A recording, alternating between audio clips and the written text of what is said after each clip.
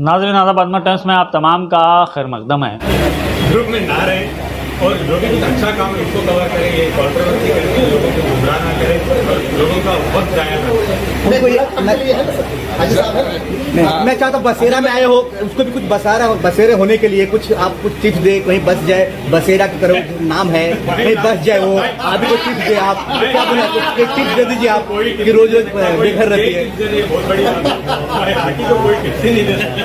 अच्छा आदत है कि आप बड़ी सीरीज है, वो कोई खत्म नहीं हो सकता। सरलिन चोपड़ा और राखी ने दोस्ती कर लिया, पहले आपके खेमे में थी सरलिन चोपड़ा, लेकिन अभी राखी के खेमे में चलेगी, क्या बोलना चाहते हो आप? वो आगे से आई थी दोस्ती का हाथ बढ़ा के, मेरी बाद में मेरी बहन बनी, मेरी बहन है और हमेशा मेरी बहन रहेगी। दो कमेंट्स होता है। आदिल भाई, आपने जैसे कहा कि आप कंप्लेंट करने गए थे कल, क्या दफा क्या इसमें आप भी गए थे? ये मेरे जी, और सबसे पहले एक बात कहना चाहूँगा, राखी को एक कल एक न्यूज़ में बोल रही थी मेरे एडवोकेट को कॉल करना बंद करो, मेरे साइड भाई को बोल रही थी। ये तो एटलीस्ट क्या काम के लिए कॉल किए थे, उनका कुछ फाइनेंशियल ट्रांजैक्शन जो भी है वो मुझे नहीं डिस्क्लोज करना है। सबसे पहले तो राखी गई थी इनके पास, हाथ पैर पकड़ के इनके पैर पकड़ी थी राखी। तो ये तो नहीं गए थे राखी के पास, राखी को उनके एडवोकेट को एक कॉल किए, कुछ दूसरे मैटर के लिए कॉल किए, और ये कभी भी अनएथिकल काम करते ही नहीं। सबसे पहले मैं ये बोलना चाहूँगा, राखी मेरी बहन है। कल उन्होंने मुझे बोला कि मैंने उनके एडवोकेट को फ़ोन किया, मैंने बिल्कुल भी फ़ोन नहीं किया।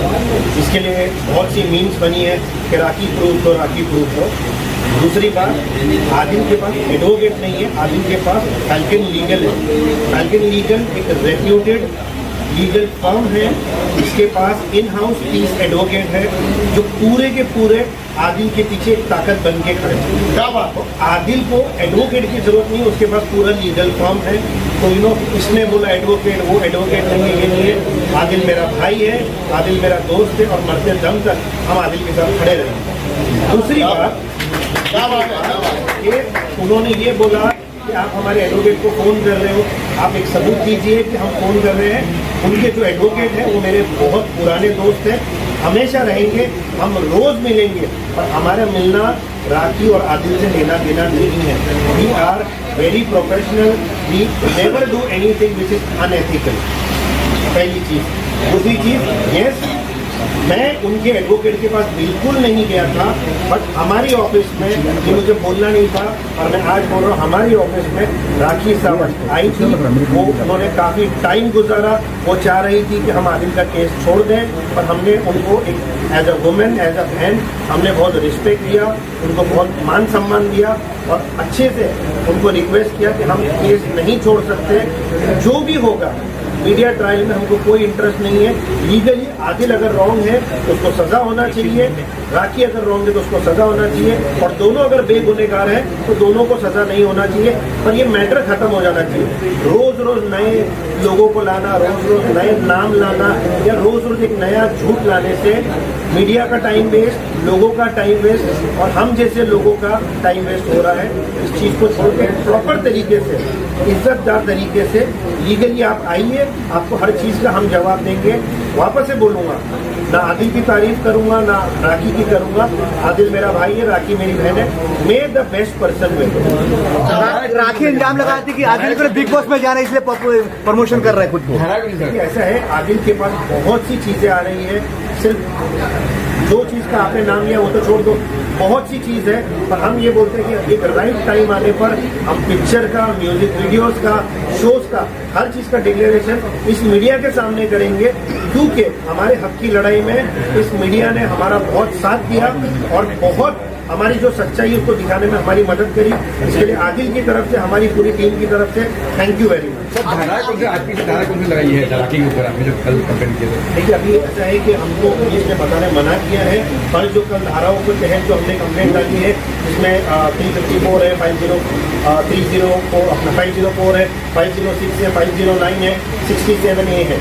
तो बहुत सी धाराओं को लेकर बहुत सी कंप्लेंट है, पुलिस इन्वेस्टिगेशन कर रही है। हमारी तरफ से हमने सारे प्रूफ दिया है, सारी चीज़ दिया है, क्योंकि हमारे एडवोकेट बैठकर एक एक बारीकी से चीजों की करते हैं, ना कि सिर्फ कंप्लेंट करने गए, पुलिस स्टेशन में गए, बाहर आए, फोटो खिंचाए, मीडिया को बोल दिए, FIR हो गया। बिल्कुल नहीं।